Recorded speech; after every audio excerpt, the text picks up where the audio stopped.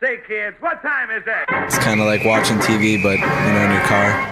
104.7 The Cave, Mike the Intern, Jay Stevens. It is Dark Side of the Stream, episode 182. This week we are discussing the Netflix documentary, What Did Jennifer Do? This was Mike's pick. This was my pick, and the reason I picked this was because it was short. After making me watch 7 hours of child abuse from Nickelodeon the week before, you're lucky I didn't do. You make it sound so. It was horrible. I just remember sitting there that first day, like Tuesday, and I'm like, I'm still gonna bitch about this. I'm like on my bike, about ready to do 6 miles. I'm like, all right, here we go, Jay. Let's see this document. 7 episodes. I'm like, oh my God. Was it really 7 episodes? Dude, it was 7 episodes of this. Wow. 7 hours. And after episode 4, I humbly apologize. Or at 4 or 5, you're like, okay, it's Enough, done. And then it's like, no. We got 2 more of this. Well, yeah, there's one. But anyway, I picked this one right out of the gate because it was new and it was short. And, straight out of the gate, I was kind of like, okay, we're getting somewhere. And then all of a sudden I was like, okay, we got somewhere. I feel like based on the title and then the first 10 minutes, I know where this is going. Yeah, well, we all do because the title. So whoever came up with this, producers, if you're listening, you probably shouldn't tell us what's going on. As they say in the business, you spilled your candy in the lobby. What happened to Jennifer? That would have been a better. What happened to Jennifer? Because then you could say what happened to her. Why? Or what happened? Spoiler alert. If you didn't already figure out what Jennifer did, because you watch this thing and you're like, well, what did Jennifer do? Well, her parents got killed, or at least her mother got killed, and her dad almost got killed but survived it. And then she's immediately taken into custody for questioning. So basically, what happens? She called 911. She calls 911, says, "I'm tied up. There were people in my house. I heard gunshots. I don't know what's going on. My father's," and I guess he had run out to the street and then collapsed. Police and paramedics arrive on the scene. She's like tied up to the back of a staircase or something. Her father's outside. Mother's dead inside. Yeah. And then they start interviewing her. And originally in the interview, like at the beginning, you can definitely see she's upset. And I felt like she did a pretty damn good job of lying. Upset and nervous. You could see a lot of touching things. Yeah. So the hair thing was definitely a tell. Hair, Billy. But poker players, we know, dude. And everything she was doing, I was like, man, I would not.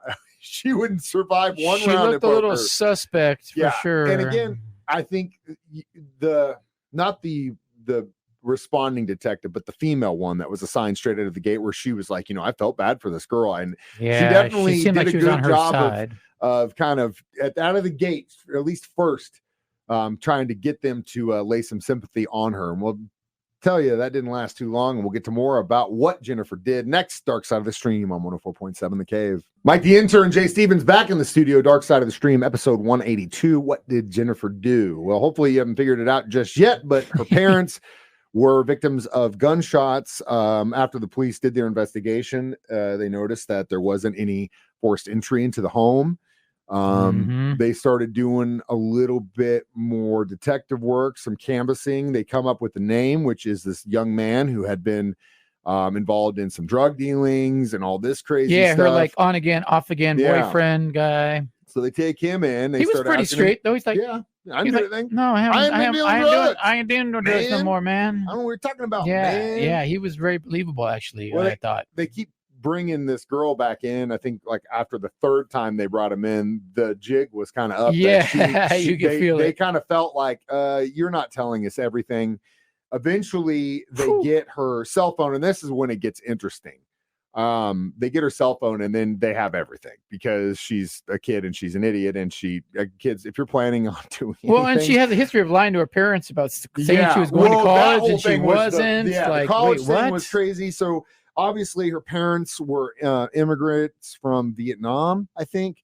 Hardworking. They busted their bus. They had a business or something like that. Yeah, nice house. They were middle class, but for an immigrant family, that's pretty damn good. They definitely pushed their daughter, and you could see that they were very strict. They didn't want her to have a boyfriend, but then again, she was able to lie to them for several years about the fact that she had been admitted to college, and when in fact she hadn't been, and that she had a scholarship, and then eventually that all the came lies crashing started down, kind of spilling out, and you're like, wait a minute, Yeah. Jennifer did a lot. It seems Yeah, like Jennifer was up to a lot more than just this. But then they get that.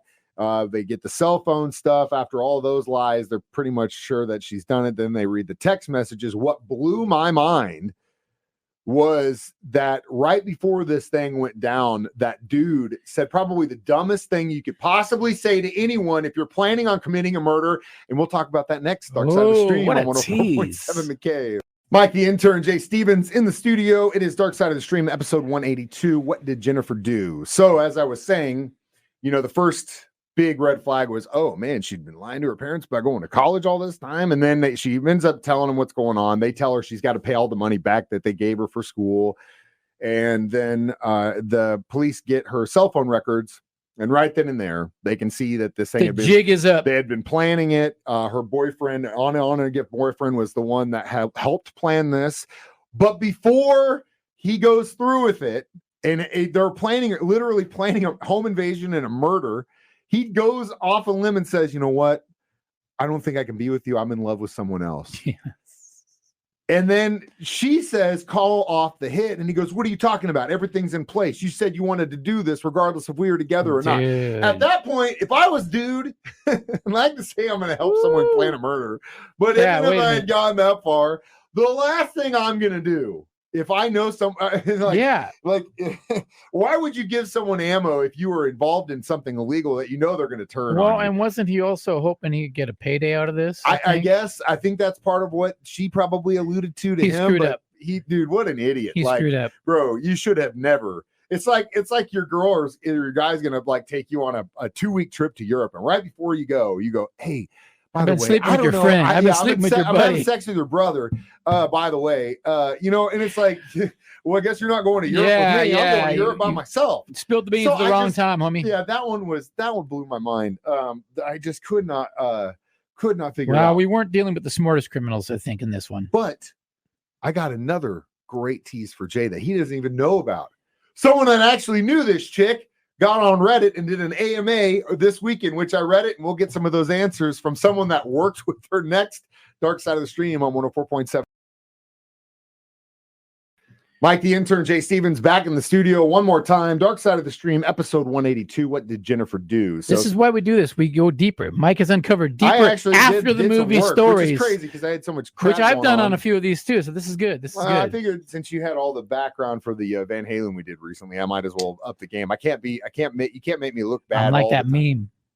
All right. So what is an AMA, you ask? If you're not familiar, AMA stands for Ask Me Anything. There's a website called Reddit.